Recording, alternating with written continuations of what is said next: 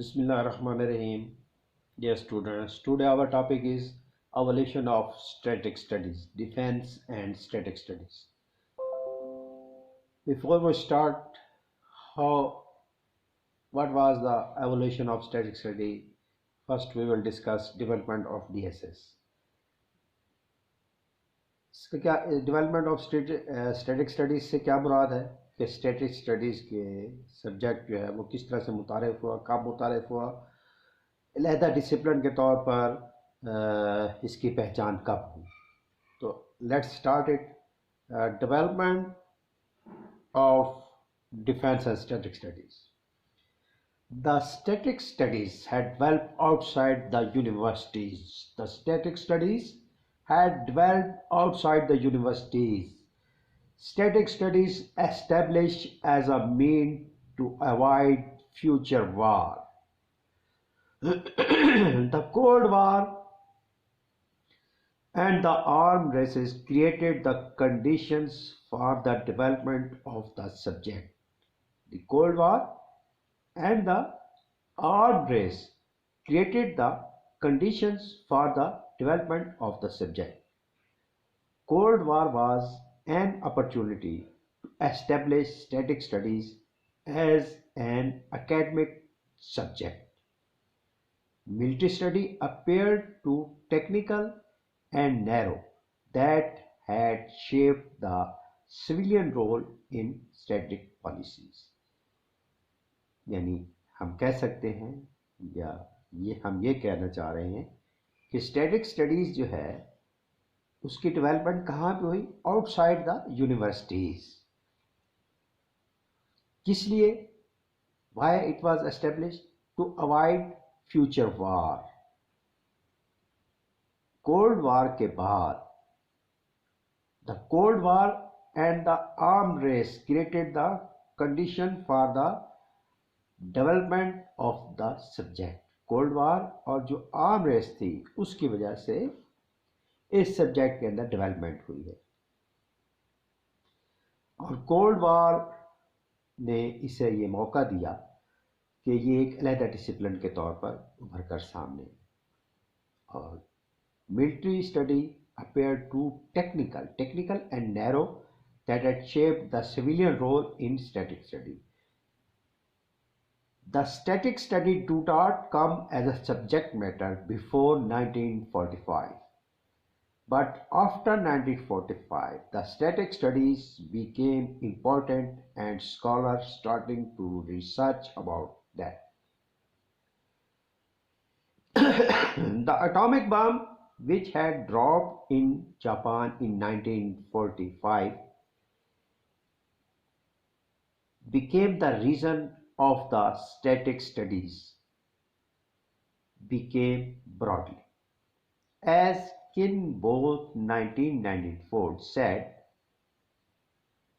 the atomic bomb as the midwife of static studies.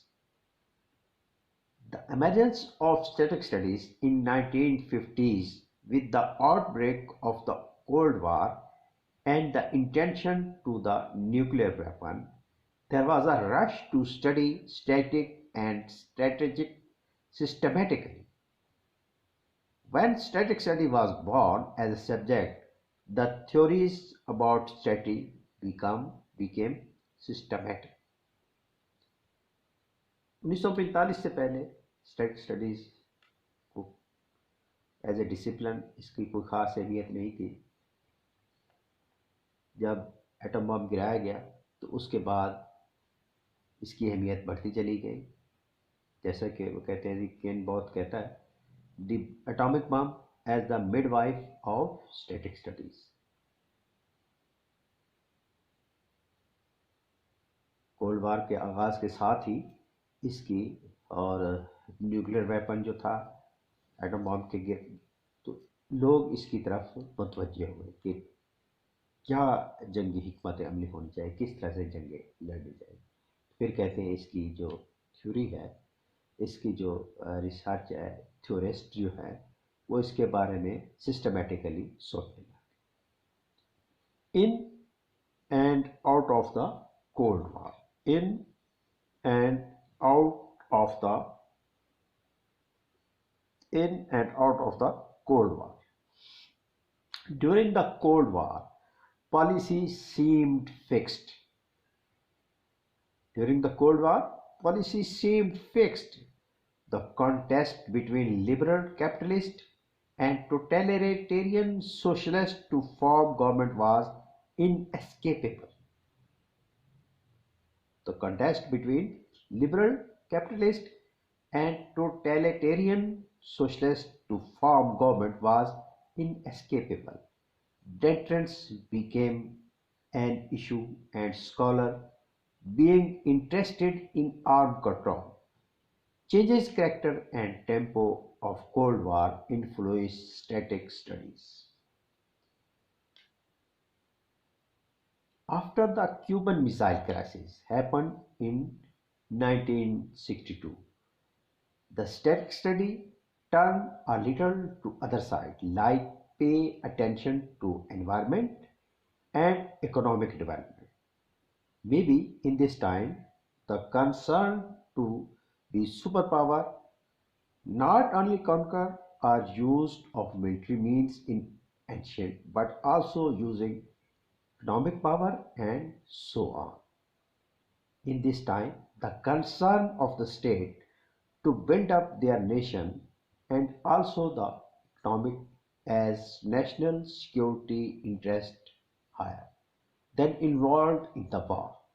This argument had been supported by the Static Arms Limitation Talks (SALT) in 1969. SALT is a two set of agreement reached during the 1969 between the United States and Soviet Union that established limits on static nuclear delivery system.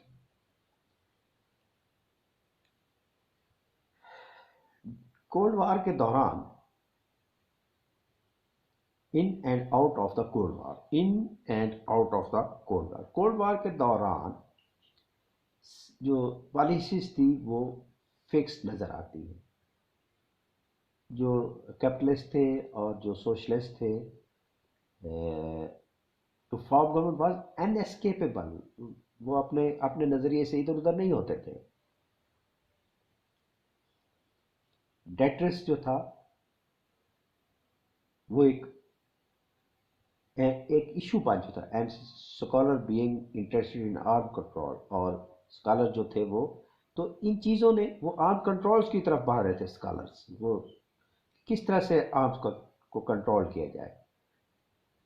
ये जो changing character था and tempo of cold war इस static studies को influenced किया है.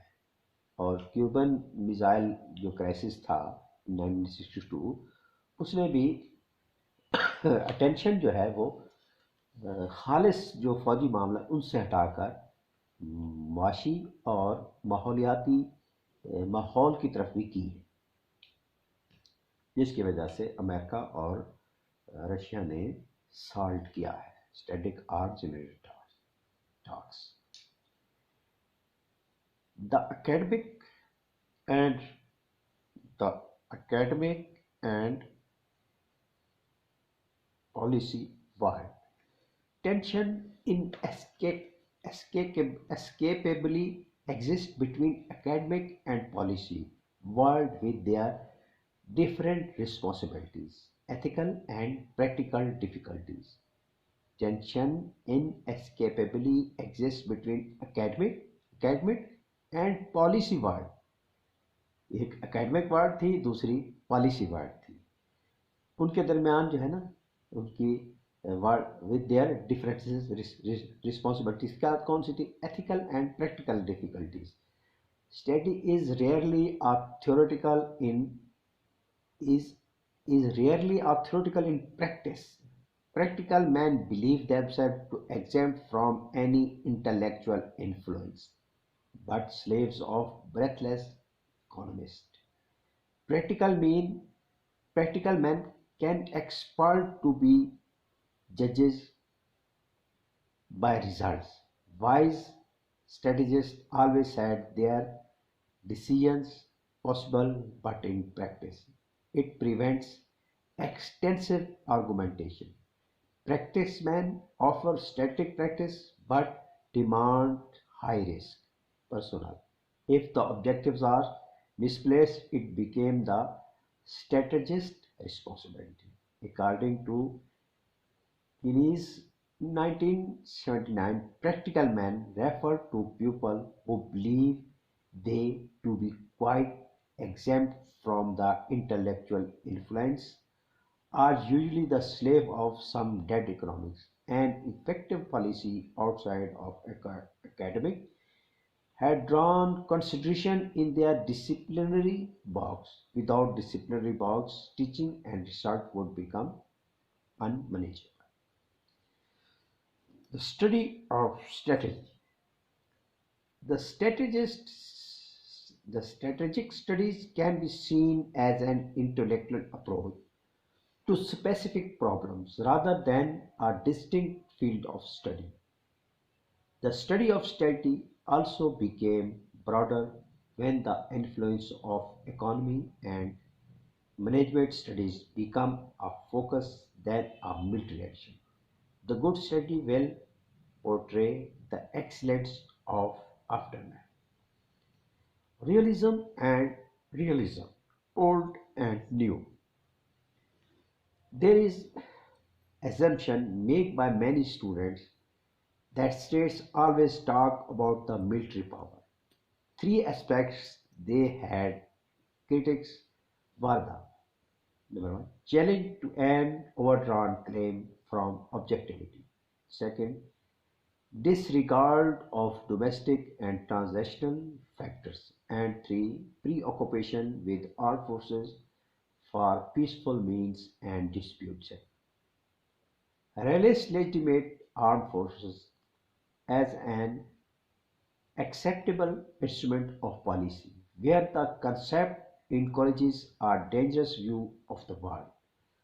Constructive Constructivists view that the most important of the interaction were the way we describe the world and how we act within its effective strategy require clear sense of relationship between ends and means. So it is so it is trying to be said that real that the realism as we know sometimes legitimate the use of force to be thing that they think good for their national interest. For example, the President Bush allowed the use of military power in Afghanistan because of self-defense, because they believed if they were not attacked Afghanistan, the Afghanistan reformists or terrorists will attack them. As G. Harland in Baylis 2007 argued, that realism is a clear recognition of the limits of reason in politics, the acceptance of the fact that political realities are power realities and that power must be countered with power. The self-interest is the primary point in the action of all groups and nations. The self-interest is the primary point in the action of all groups and the nations. In an anarchist system, power is the only legitimacy of value when security is threatened. But for the constructive view, they argue that the world was constituted socially through intersubjective interaction.